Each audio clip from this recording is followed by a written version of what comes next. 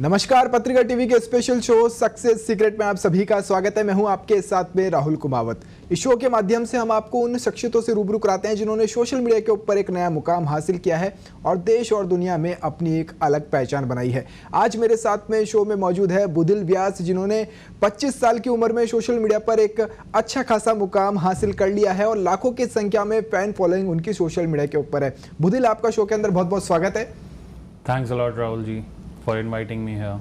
बुधिल व्यास, जिस उम्र में पढ़ाई की जाती है, अपना करियर के बारे में सोचा जाता है, उस उम्र में यानी 25 साल की उम्र में आपने एक कामयाबी हासिल कर ली है और काफ़ी अच्छा आप अर्न भी कर लेते हैं। तो कैसे इसकी शुरुआत हुई थी? आपने पढ़ाई करते करते आपके दिमाग में आइडिया आया था कि सोशल मीडिया के ऊपर कदम रखना है, या फिर कैसे क्या कुछ आपकी शुरुआत रही है? थोड़ा सा विस्तार से दर्शकों को यहीं से ही शुरुआत कीजिए।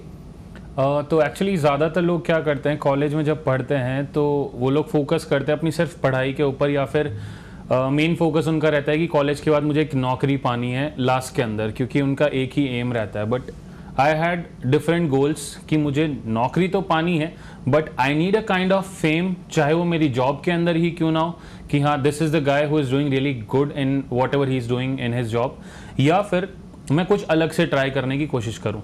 तो जब मैं कॉलेज के दिनों में था तभी से मेरे को घूमने फिरने का भी शौक रहता था। उस वक्त से आई यूज टू मेक वीडियोज़ और यूट्यूब के ऊपर उन्हें डालता था, एंड उससे मेरे फ्रेंड्स या फिर मेरे घर वालों ने थोड़ा बहुत मुझे प्रेज़ भी किया कि यार दिस इज़ लुकिंग गुड, कि हाँ तू कभी कभार जाता है तो हमें पता चल जाता है कि किस हिसाब से चीज़ें चल रही है और किस हिसाब से तू घूमता है, या फिर तेरा ट्रैवल का एक्सपेंस क्या आता है, तू कैसे कहाँ पर पहुँचता है। तो दे यूज टू अंडरस्टैंड एवरीथिंग और उन्होंने मुझे प्रेज़ किया कि हाँ यू आर डूइंग गुड। तो मैं पढ़ाई के साथ साथ वो भी कंटिन्यू करता था whenever I use to go on any kind of a trip. तो वहाँ से मेरी ये सोशल मीडिया वाली जर्नी शुरू हो गई। एंड आफ्टर दैट जब मैं कॉलेज से पास आउट हुआ था, उसी के दौरान हम लोगों की जो मेरी एज अ जॉब लगी थी, I was working in MNC, and वहाँ पर मेरी पोस्ट थी as a data scientist, data analyst जिसको हम लोग बोलते हैं। तो वहाँ पर हमारा काम होता था किसी भी डेटा को इतने अच्छे तरीके से पढ़ लेना that you can get everything out of that data. उस पर्टिकुलर डेटा में जो भी चीज़ें होनी चाहिए सारी चीज़ें हमें वहाँ से मिल जाती थी।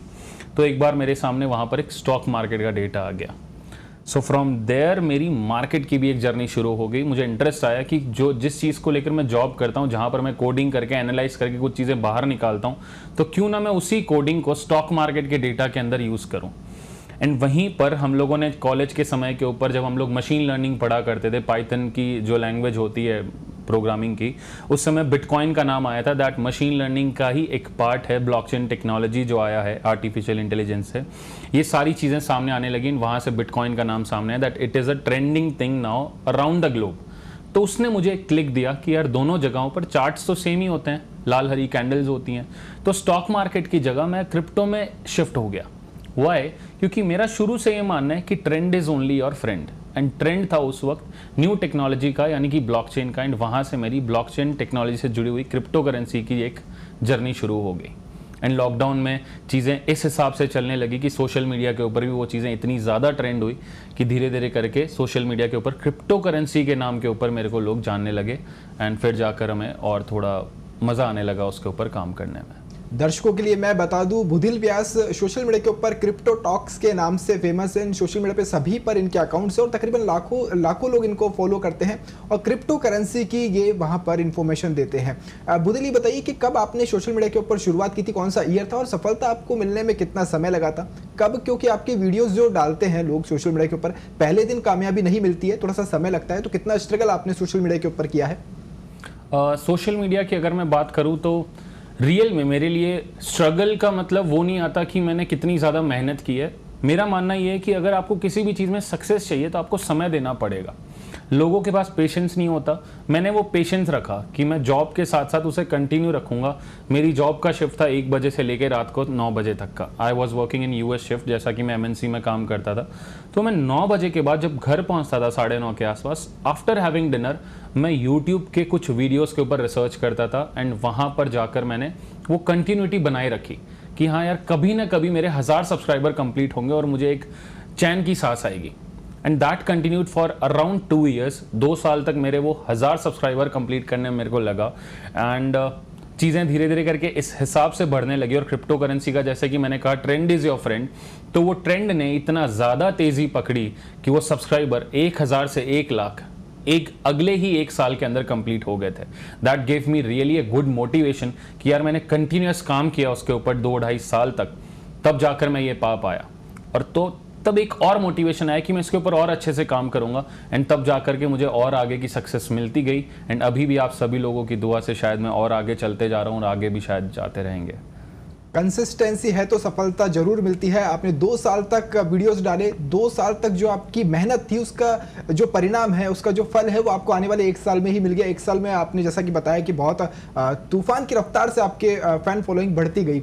लेकिन बुदिल ये बताइए कि सोशल मीडिया इतना बड़ा प्लेटफॉर्म है, क्रिप्टो करेंसी के ऊपर आप वीडियोस डालते हैं, लेकिन एजुकेशन के अंदर कहीं भी क्रिप्टो करेंसी अभी तक नहीं है या उस समय तक नहीं थी। लोग इसको एक तरह से गलत समझते थे, जुआ या सट्टा इस तौर पर इसको लोग देखते थे क्रिप्टो करेंसी को। तो आपने इसके अंदर ही कैसे जाने का या इस फील्ड के अंदर कैसे घुसने का आपके माइंड में थॉट आया? लोग अभी भी देखें ना तो सर उसको गैम्बलिंग ही समझते हैं, पहले भी उसको गैम्बलिंग समझते थे।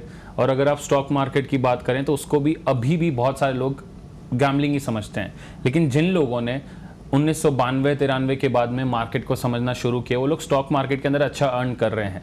ठीक उसी प्रकार, क्योंकि मैंने कहा कि मैं ट्रेंड के साथ बहुत ज़्यादा काम करता हूँ, एंड क्योंकि टेक्नोलॉजी से जुड़े हुए बंदे हैं हम लोग, तो हम लोग उसके ऊपर ज़्यादा रिसर्च करके अच्छे से काम करते हैं। तो एजुकेशन हमने सोचा कि जितना हमें आता है, जितनी चीज़ें हमने अपने कॉलेज के टाइम से बिटकॉइन का नाम सुना, इन्वेस्ट नहीं कर पाई क्योंकि एज ए स्टूडेंट उतना पैसा नहीं होता था। जॉब के अंदर हमने इन्वेस्ट करना शुरू किया पैसा बचा करके, हर महीने SIP वाली चीज़ों को इंक्लूड करके। तो क्यों ना मैं ये सारी चीज़ें लोगों को सिखा पाऊँ, और मेरे ही बराबर के लोग जो लोग शायद अभी जॉब लगे होंगे, मेरे को जॉब लगे जब 2 साल हो गए थे, तब मैंने सोचा कि यार उन लोगों को अगर मैं अभी से सिखा दूँ तो शायद उनको कितनी ज़्यादा हेल्प हो जाएगी। तो वहाँ से मैंने एक जर्नी शुरू की सिखाने की।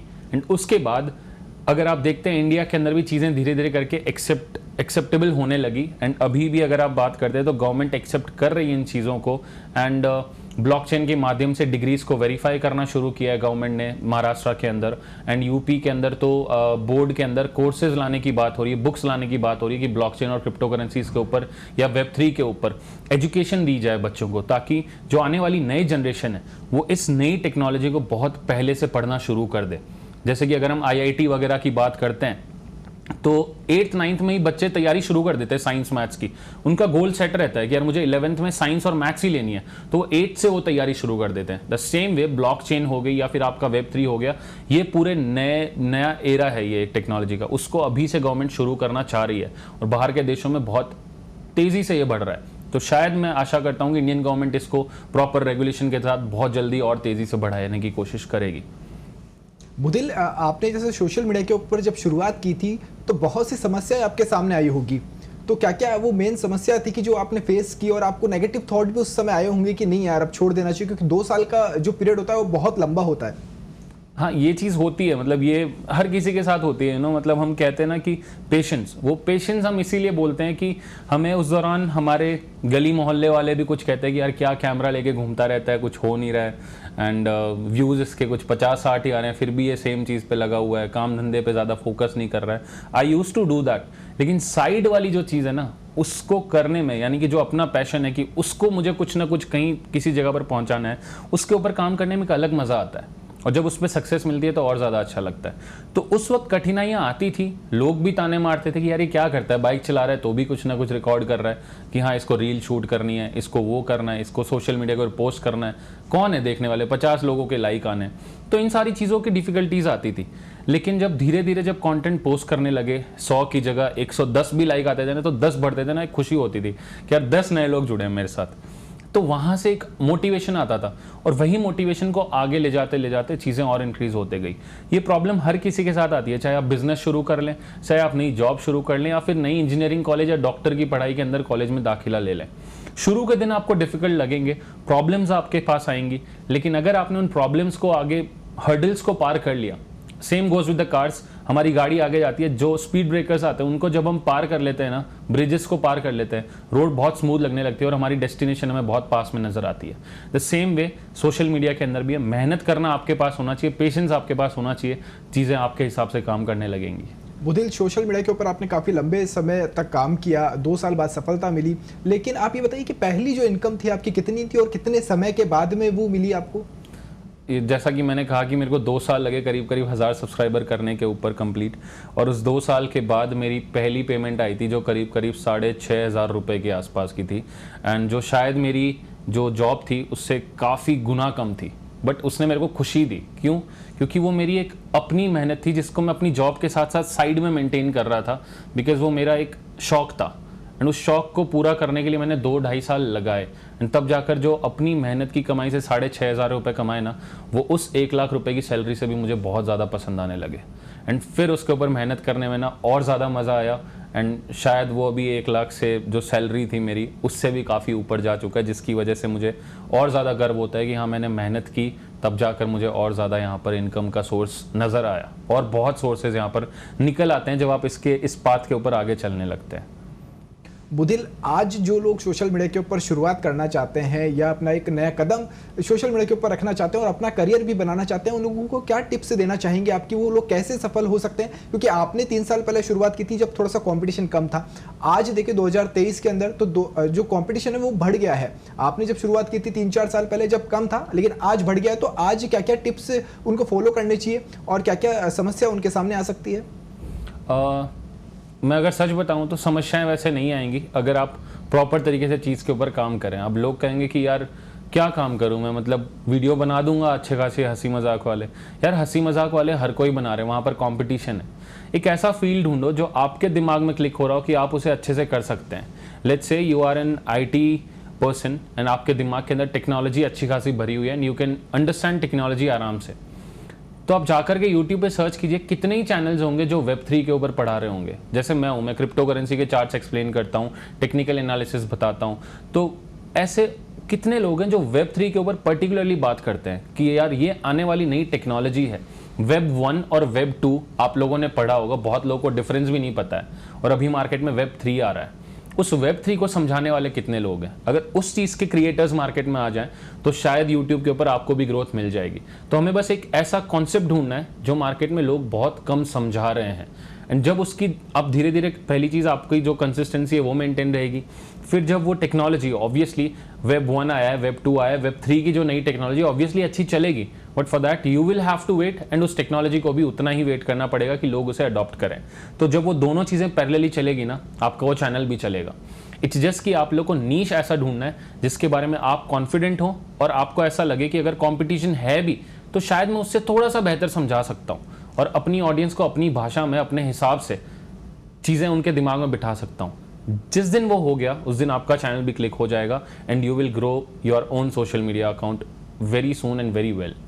बुधिल सोशल मीडिया के ऊपर क्रिप्टो करेंसी को लेकर वीडियोस बनाते हैं। अब थोड़ा सा क्रिप्टो करेंसी के बारे में समझते हैं। बुधिल, आपके दिमाग में कहां से आइडिया आया था कि क्रिप्टो करेंसी को लेकर वीडियो बनाना है, या इसके अंदर आगे जाके इन फ्यूचर स्कोप हो सकता है? और गवर्नमेंट भी अब तो इसके ऊपर टैक्स लागू कर दिया है और थोड़ा सा लीगल वे में इसको देखते हैं, लेकिन लोगों के मन में अभी भी थोड़ी सी गलत धारणा बनी हुई है इसको लेकर, तो उसको थोड़ा सा डेप्थ में समझाइए। बिल्कुल, ये बहुत ज़्यादा ज़रूरी टॉपिक है। Thanks for asking this question, क्योंकि इसका जवाब ना लोगों के दिमाग में शायद कुछ और प्रकार से क्लिक कर सकता है। तो ज़रूर एक एक चीज़ को समझने की कोशिश आप भी कीजिएगा कि लोगों ने हर उस चीज़ के ऊपर ये सोच रखा है कि यार जहाँ से पैसा लगा कर पैसा बनाया जा सकता है वो एक जुआ है, सबसे बड़ी चीज़ को। अब अगर आप देखते हैं किसी भी बिजनेस को चलाने के लिए आपको पैसा पहले इन्वेस्ट करना पड़ता है, इज़न्ट दैट अ जुआ? वहां पर भी आप पैसा लगा रहे हैं ताकि आप फ्यूचर में पैसा बना सकें, वो आपको बिजनेस का खड़ा करने के लिए। So why do you need to think कि ये गैम्बलिंग है? उसको एज अ बिजनेस लेने की कोशिश कीजिए। बहुत सारे इंडिया के अंदर या आउट ऑफ इंडिया के अंदर ट्रेडर्स ऐसे भी अवेलेबल हैं जो कोई भी और जॉब नहीं करते हैं, दे आर जस्ट ट्रेडर्स। पैसा लगाते हैं मार्केट के अंदर, प्रॉपर मूवमेंट पकड़ते हैं और मार्केट से ही पैसा बनाते हैं। That's not a जुआ, it's a kind of business, अगर आप उसको सही हिसाब से समझने की कोशिश करें बिना लालच के। और लोगों को लालच होता है, उस लालच के चक्कर के अंदर गलत कदम जो है वो रखते हैं, और गलत कदम जब भी रखोगे आप तो ऑब्वियसली लड़खड़ाओगे, लड़खड़ाने की वजह से आप पैसा खोगे, एंड उसके बाद आप या तो किसी और को कोसोगे या फिर उस पर्टिकुलर इंडस्ट्री को ही जुआ बोल के या फिर उसको कोसने लगोगे। Now let's come to my point कि मैंने कैसे शुरू किया, why did I step into crypto currencies only, मैं क्रिप्टो में ही क्यों आया। तो जब मैं कॉलेज में पढ़ता था, हमारा एक सब्जेक्ट हुआ करता था जहाँ पर हम लोग पाइथन की लैंग्वेज पढ़ते थे, मशीन लर्निंग को समझते थे। And as I was a software student, तो मैं वहाँ पर सॉफ्टवेयर वाली चीज़ों के ऊपर ज़्यादा ध्यान देता था। तो वहाँ पर हम लोगों ने बिटकॉइन का नाम पहली बार सुना था, that it's a kind of decentralised currency. अब ये डिसेंट्रलाइज करेंसी क्या होती है? ऐसी करेंसी जहां पर किसी भी और मीडियम की रिक्वायरमेंट नहीं रहती है। तो आई वाज सरप्राइज कि यार कैसे हो सकता है कि बैंक के बिना तो कुछ ट्रांसफर नहीं होता है, but yes there is a possibility कि अगर आप लोग ट्रांजेक्शन करना चाहें तो using a small key phrase, small keyword, आप किसी को भी किसी भी देश के अंदर बिल्कुल ही चंद सेकंडों के अंदर पैसा भेज सकते हैं, जहां पर किसी भी बैंक का इन्वॉल्वमेंट नहीं होता है। लेकिन वहाँ पर भी अगर आप रेगुलेशंस का और प्रॉपर चीज़ों का ध्यान रखें तो किसी भी और प्रकार की प्रॉब्लम्स नहीं होती हैं। तो इस चीज़ को पढ़ने का मज़ा तो आया था, लेकिन उस वक्त पैसा नहीं होता था कॉलेज में। ऑब्वियसली किसी के पास उतना पैसा नहीं होता है कि वो मार्केट में पैसा लगा सके। एंड मैं कभी भी रिकमेंड स्टूडेंट्स को करता ही नहीं हूँ कि आप पैसा घर वालों का लेकर इसमें डालें, because you will be new और आप अपना पैसा खो बैठोगे।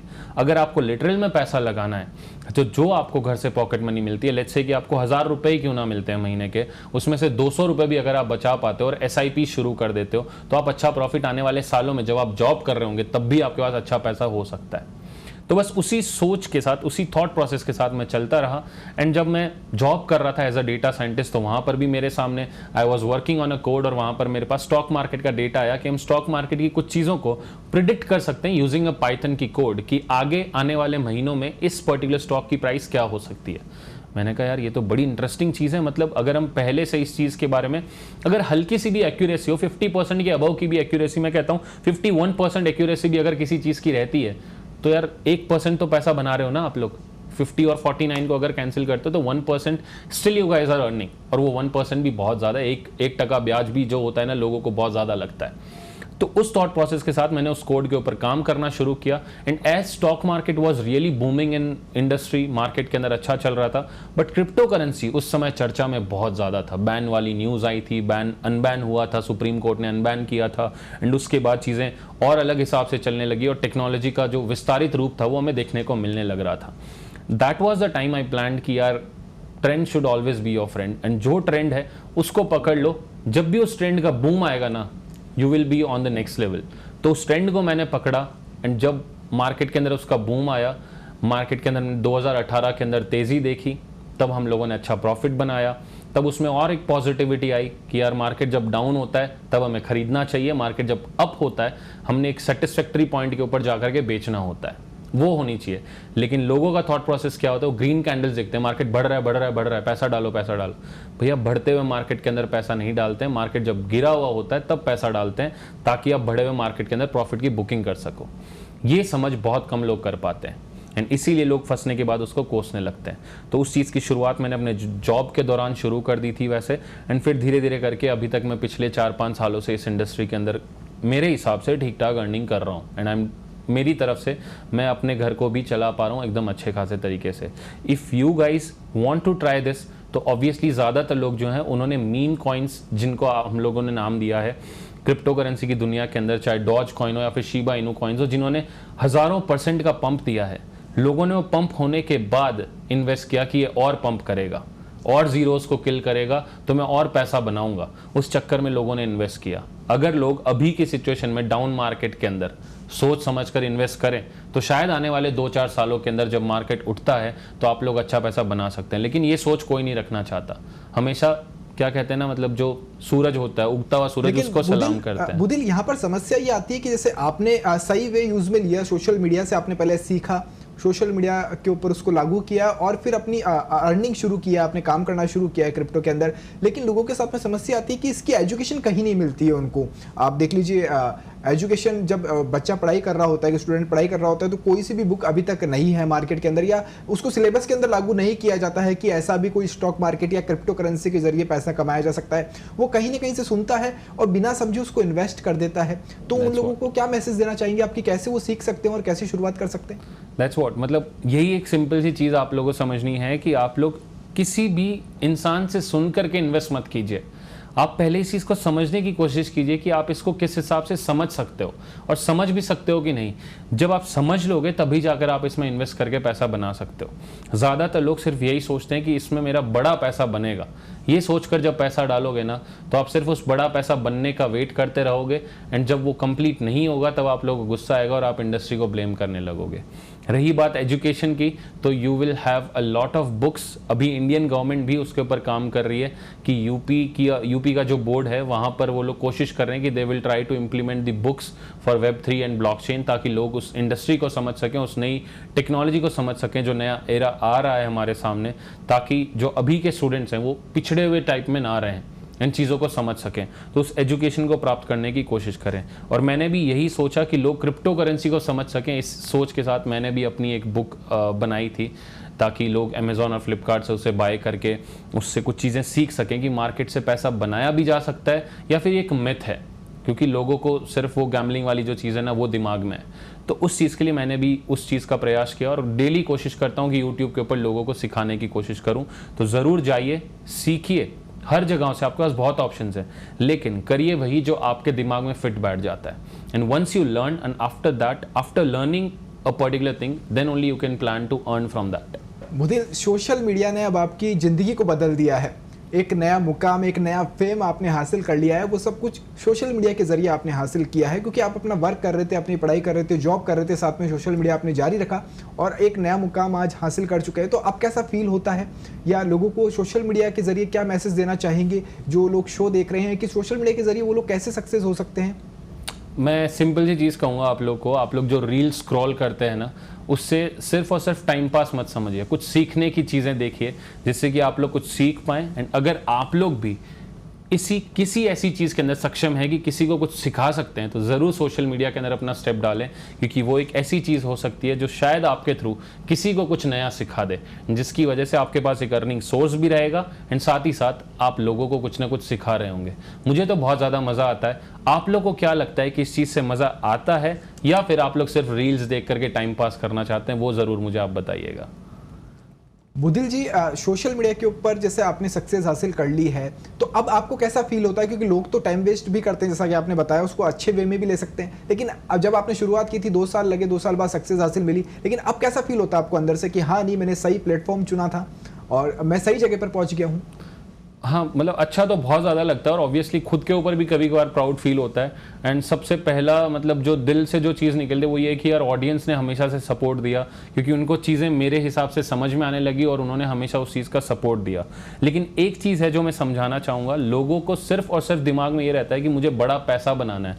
वो मत सोचिए, आप नेटवर्क बनाने की कोशिश कीजिए। जितने लोगों के साथ आप अच्छे संबंध बना करके रख पाओगे ना, that will give you the real net worth. Network का मतलब आप लोग समझते हैं ना, तो उसका एक्चुअल लाइन समझिएगा, network is only your net worth. अगर आपके पास नेटवर्क अच्छा है ना, तभी आप एक अच्छा नेटवर्थ बना पाओगे, चाहे वो आपकी सोशल मीडिया हो, चाहे आपका बिजनेस हो, या फिर आपके फैमिली रिलेशन ही क्यों ना हो। आप पैसा तभी स्टोर कर पाओगे या फिर इकट्ठा कर पाओगे अगर आपका नेटवर्क अच्छा है, चाहे वो फैमिली लाइन में हो, चाहे बिजनेस लाइन में हो, चाहे क्रिएटर वाले फील्ड के अंदर हो।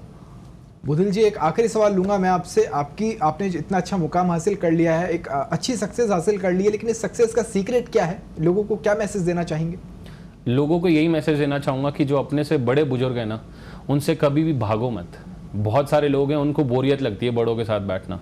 मैं बचपन से अपने दादाजी के साथ रहा हूँ। मेरे दादाजी एक कथावाचक थे, उनके साथ मैं बचपन से रहा हूँ और मैंने उनकी जर्नी को समझा कि जब वो 12 साल के थे तब से उन्होंने इस फील्ड के अंदर, अपने फील्ड के अंदर आकर के कदम रख करके अपने परिवार को ग्रो करने की कोशिश की है। That gave me the biggest motivation of my life. And उन्होंने ही मुझे आज तक, चाहे अगर हम अपने गाँव की बात करें तो बच्चों को बाहर बड़े शहरों में पढ़ने के लिए नहीं भेजते हैं, तो मुझे उस चीज़ से मोटिवेशन आया कि मेरे दादाजी ने मुझे हमेशा सपोर्ट किया। तो अगर आप अपने बड़ों के साथ बैठोगे ना, बुजुर्गों के साथ, तो आपको चीज़ें समझ आएगी। So that's the biggest line जो मैं आप लोगों को कहूँगा कि बुजुर्गों के साथ बैठ करके उनके एक्सपीरियंस से कुछ चीज़ें सीखने की कोशिश करोगे तो आज के एरा के हिसाब से आपके दिमाग में भी कुछ ना कुछ ज़रूर क्लिक करेगा कि यार मैं भी कुछ इस प्रकार का कर करके आज के नए फील्ड के अंदर कुछ नया कर सकता हूँ।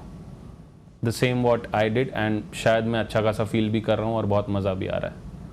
बुधिल शो से जुड़ने के लिए आपका बहुत बहुत धन्यवाद। आपने अपनी सफलता की कहानी शेयर करी, लोगों तक एक मैसेज दिया कि वो भी कैसे सोशल मीडिया के जरिए अपना करियर बना सकते हैं और नया मुकाम सोशल मीडिया के जरिए हासिल कर सकते हैं। आपने क्रिप्टो करेंसी को भी बहुत बारीकी से समझाया, जो मिथ लोगों के अंदर धारणा बनी हुई है उसको भी आपने बहुत अच्छे से क्लियर किया कि आप सीख कर कुछ काम करते हैं तो आप उसके अंदर जरूर से सक्सेस हासिल करते हैं। फिलहाल आज इस शो के अंदर फिलहाल इतना ही, फिर हाजिर होंगे किसी एक नई शख्सियत के साथ में जिन्होंने सोशल मीडिया के ऊपर एक नया मुकाम हासिल किया है। मुझे दीजिए इजाजत, नमस्कार।